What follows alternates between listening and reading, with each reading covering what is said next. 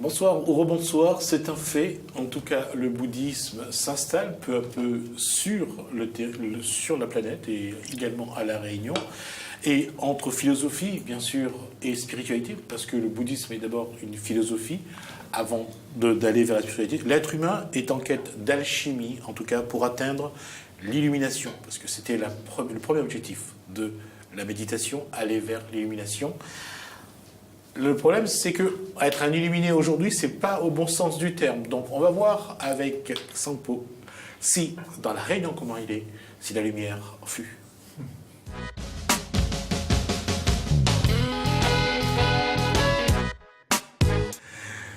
On est épatés, Jasmine. Vraiment, la lumière fut.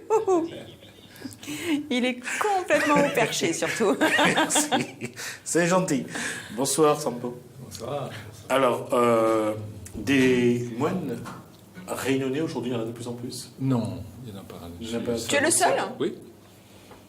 Et depuis, il n'y a pas eu d'autres... Il y en a eu un, il a tenu 4 ans, je crois. Il a tenu 4 ans, pourquoi tenu? Parce qu'il faut tenir pour être... C'est dur. C'est vrai? Ah ouais, Qu'est-ce qui est dur? C'est un travail à contre-courant, en fait, sur notre énergie. À contre-courant, c'est normalement une énergie, elle est fluide et c'est... Par exemple, déjà l'énergie sexuelle. Ah oui? Ah, pas du tout? Pas du tout. Même pas top vite fait tout ça? Alors... Ah merde, je savais pas, excuse. Ouais. Ah oui, déjà donc, ça. Ouais. D'accord. Ouais, c'est un choix, en fait. Pour moi, c'était surtout apprendre à contrôler. Parce que je me disais, je veux pas être victime dans ma vie de quoi que ce soit. Tu vois, et ça, je sentais que j'étais victime. Hein, quand j'étais adolescent, tu commences le désir, tu n'arrives pas... C'est pas vraiment ce que tu veux, et tu es pris dedans sans... Alors, je me suis dit, je vais travailler là-dessus.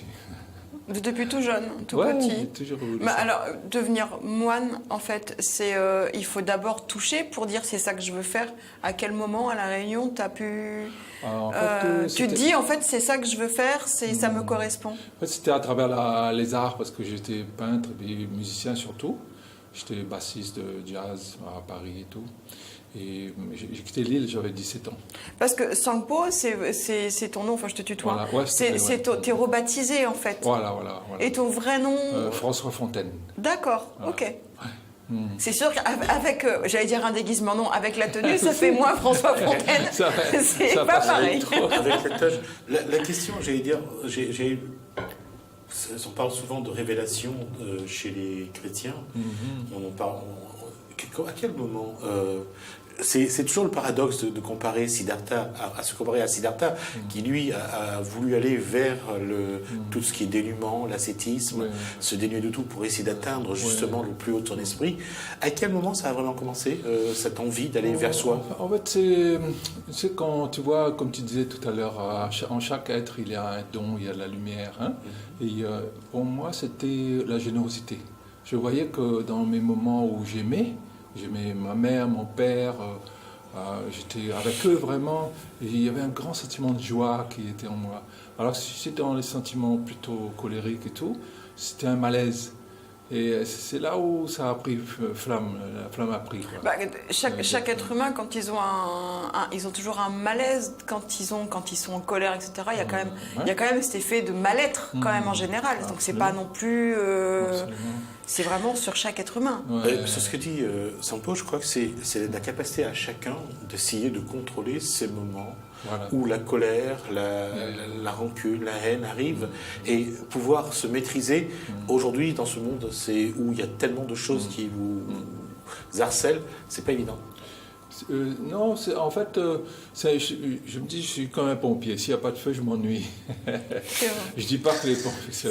Oui, il faudrait qu'il y ait moins de feu, en fait, pour les pompiers. C'est une mauvaise image, mais en fait, ça veut dire ce que ça veut dire, quoi. Quand il y a des gens malveillants et tout, je les considère, parce que je vois que leur chemin est rempli d'épines, en fait.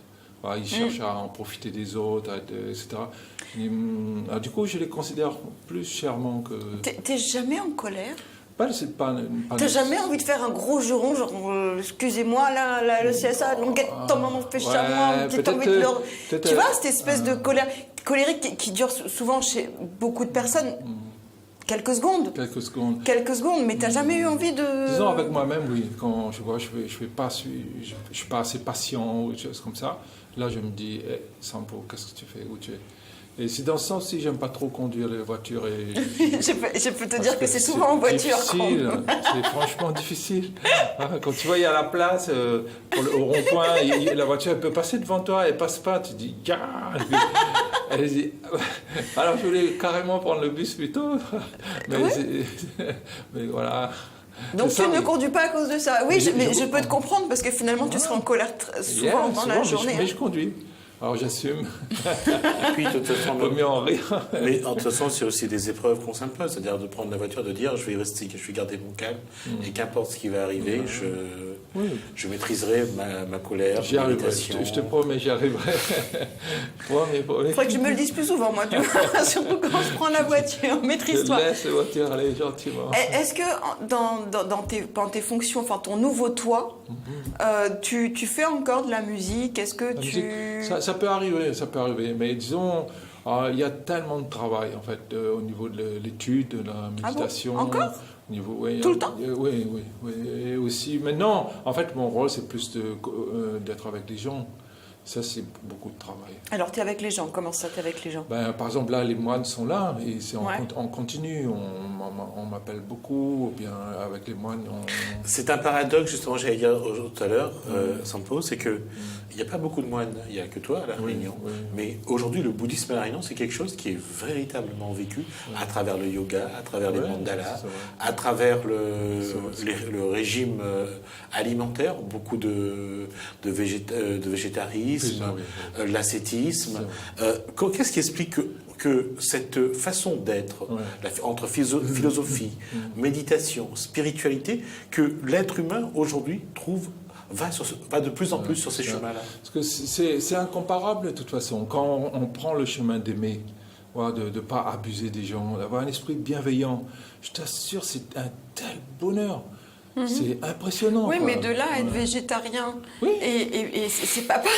Si, c'est pareil. Moi, je veux bien être bienveillante avec Gismi, mais il veut manger mon gars aussi ce soir ou quoi? D'accord. Et ça te manque pas, ça, cette espèce de... Non, en fait, c'est se mettre à la place de l'animal, voilà, son parcours. Voilà, prends un cochon. Prends-le depuis qu'il est né, où c'est qu'on le met, et ceci et cela. Après, comment on le tue, et ça. Quand tu es vraiment avec l'animal dans son parcours, je ne sais pas si quand tu mets la balance, le goût de la saucisse, je ne sais pas où il est là, quel point. Après, tu as des saucisses de poulet, parce qu'il y a quand même des musulmans qui ne mangent pas de porc.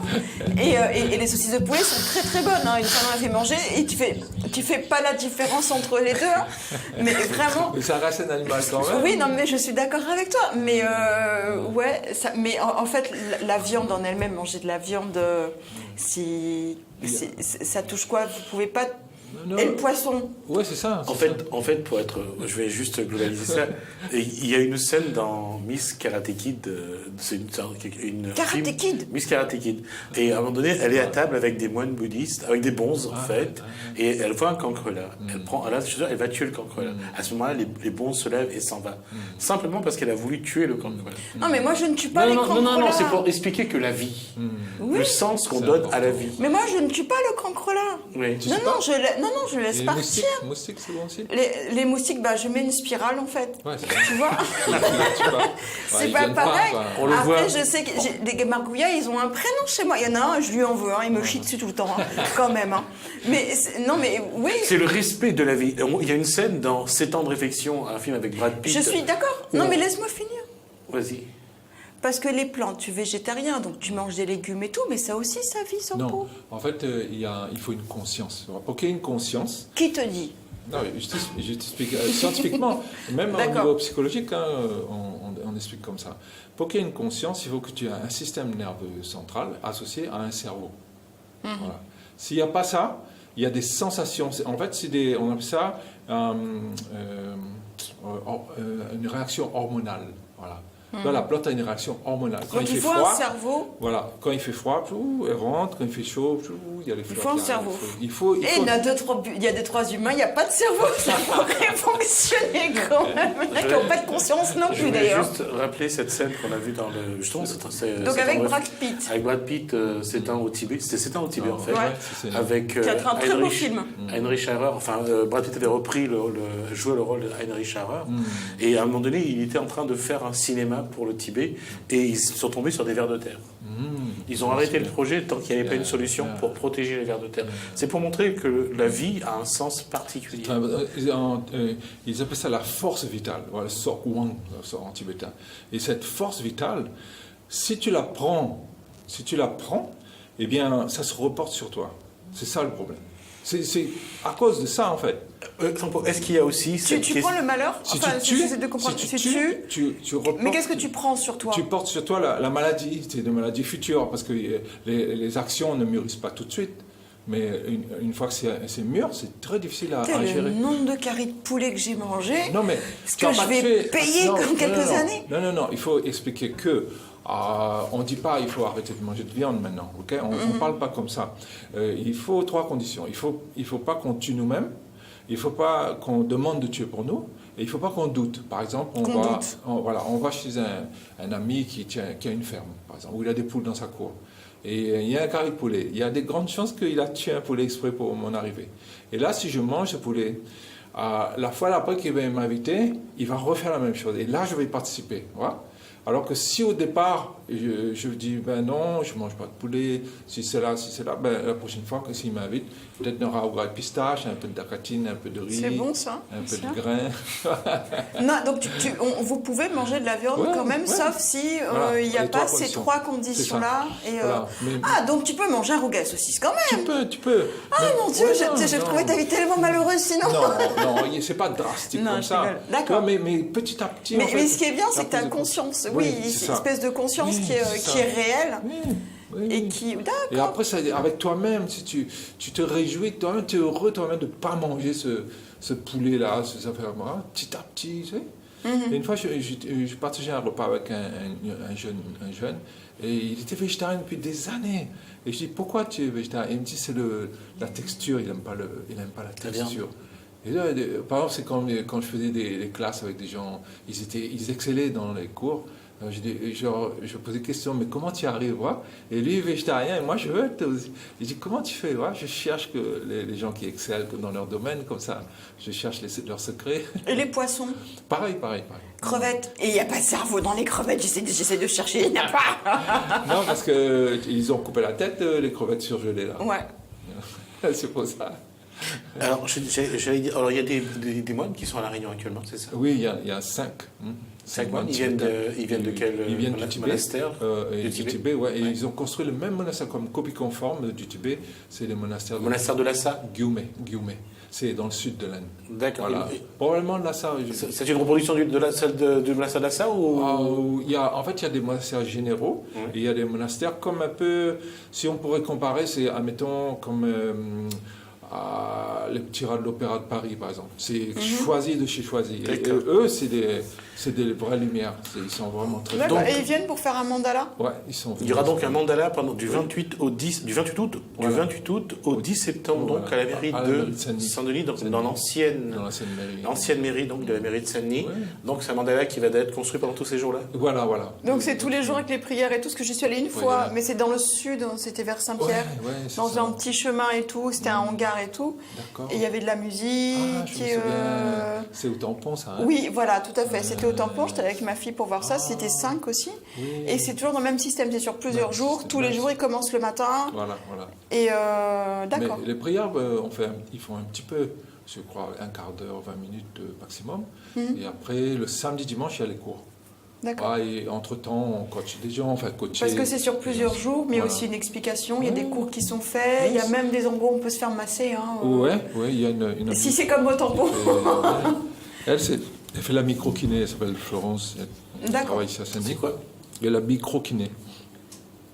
C'est un langage, la mémoire du corps, la mémoire cellulaire qui se révèle par la microkiné. Je ne sais pas comment ça fonctionne. En tout cas, elle avait fait ça, peut-être elle aura du temps là, à offrir sur Saint-Denis aussi. Elle avait fait à Saint-Benoît, là où on était à Barfusil. Parce qu'il y avait une masseuse tibétaine qui, elle a trouvé un mari. Alors, Une masseuse tibétaine. Voilà, qui était venue 2 ou 3 années consécutives. Maintenant, elle est partie au Canada, aux États-Unis et tout. D'accord. Donc, elle est plus disponible. Oui, c'est peut-être elle que j'ai dû croiser il y a quelques années. Donc aujourd'hui, c'est une invitation donc à tous ceux qui souhaitent rencontrer les moines, donc qui seront là. Yes. Donc il y aura la confection d'un mandala. Alors juste pour montrer le paradoxe, et pendant tous ces jours-là, on le construit. Ça va être pendant presque 2 semaines. Oui. Et que ça sera détruit juste après. Juste après. Dès que ça sera fini. Voilà. Et pourquoi c'est détruit? Destruction, c'est la fragilité de la chose. Ça, en fait, on appelle ça l'impermanence. Parce que si on regarde bien, là, par exemple, on vient de se rencontrer, mais à un moment donné, on va se séparer. Les couples qui se marient, ils se rencontrent, à un moment, ils se séparent. Je savais ça. Je l'avais dit, j'en étais même sûre. Et ça, on n'a pas le choix. Ça peut être dans 10 ans, ça peut être... etc. Et du coup, si on se prépare à l'impermanence, voilà, dans chaque moment, on va offrir la qualité. Aux gens, quelque part, c'est un petit peu négatif ce que tu dis. C'est que forcément, on parlait de mariage, il y a une séparation automatiquement. Qu'est-ce que tu en penses? Est-ce que tu as vu un mariage où les gens vivent depuis 1000 ans déjà?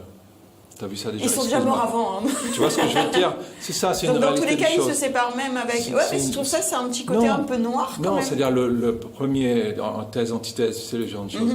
Là, le premier point, c'est noir, c'est clair. Voilà. Pourquoi conscientiser ça alors que la vie c'est déjà difficile? Pourquoi s'offrir ça en plus? Mais l'idée c'est que, comprenant l'impermanence, eh bien, je sais que c'est pas pour l'éternité que je serai avec cette personne ou avec mon enfant, etc. Donc je vais offrir la qualité. C'est ça. Et du coup, en offrant la qualité, eh bien, on construit des belles choses plutôt qu'être malveillant, laisse-moi tranquille, va, tu me déranges. On ne peut plus se permettre ça. On offre vraiment la qualité du cœur. Et ça peut durer autant d'années. C'est ça. J'ai une question. Jasmine, t'as le temps ou pas? Non, t'as pas le temps, mais une question. Alors, tout à l'heure, Jasmine, en tout début, disait on parlait beaucoup de paix en ce moment, des gens qui ont des règles de vie différentes, de nourriture, de philosophie de vie et tout. Et sauf que d'un autre côté, tout est pire qu'avant. C'est qu'il y a de la guerre, il y a de la tuerie, il y a de la viande morte, comme on dit. C'est moche que je dis, mais c'est qu'on les compte par milliers, on les compte plus même. Alors, c'est thèse, antithèse en fait. Voilà, on a 2 moments où on parle beaucoup plus de paix, de philosophie de vie chaleureuse, aimez-vous les uns les autres, et patati et patata, etc. Et d'un autre côté, on a des gens qui sont waouh, plus qu'avant. Donc, alors comment faire? Qu'est-ce qui se passe? Est-ce que voilà. En fait, c'est sûr que d'après la prédiction du Bouddha, c'est qu'on est dans ce qu'on appelle le Kali Yoga, c'est les temps dégénérés, où il y a de plus en plus de maladies, il y a les médicaments qui sont plus pour tuer que pour guérir. Enfin, je ne veux pas être trop noir dans ce domaine, mais bon. Il y a beaucoup plus de feux, d'incendies. Plus d'incendies, plus de signes en fait, etc. Plus de maladies mentales, plus de affliction des gens, plus de colère, etc. Okay? Ça, c'est vraiment, on appelle ça les signes des temps dégénérés. À ce moment-là, dans ces temps dégénérés, à nous de ne pas l'être. Tu vois? C'est-à-dire que si nous, on ne l'est pas, si moi, au lieu d'agir dans la malveillance, parce que tout m'amènerait à agir comme ça, et je suis bienveillant, à ce moment-là, ça fait une contre-courant avec cette force qui va de toute façon. Et là, je peux temporiser et améliorer aussi l'environnement. Ton environnement. Mon environnement. Ouais. Et c'est exponentiel, en fait. Voilà. C'est à nous de ne pas l'être, en fait, de pas jouer le jeu. C'est un peu l'image du mandala qui se construit, qui est magnifique à la fin. Et qui grossit, qui grandit et tout. Et qui grandit et qui, à la fin, va être détruit. C'est ça. Dès que c'est le temps de la décadence, de quoi tu disais? Oui, c'est les temps dégénérés. Les temps dégénérés. Ouais, c'est vrai et on a de plus en plus de dégénérés partout. Alors, ce que je propose à Sampo, c'est de revenir avec les moines donc, pendant cette période-là. Et on verra un petit peu, on rediscutera, ne serait-ce que sur la microkinésie, pour voir un petit peu de ce que c'est. Non, même pour discuter, parce que moi, là, je suis détendue, je suis bienveillante, là, tu vois, en 2 temps 3 mouvements. Merci, Sampo.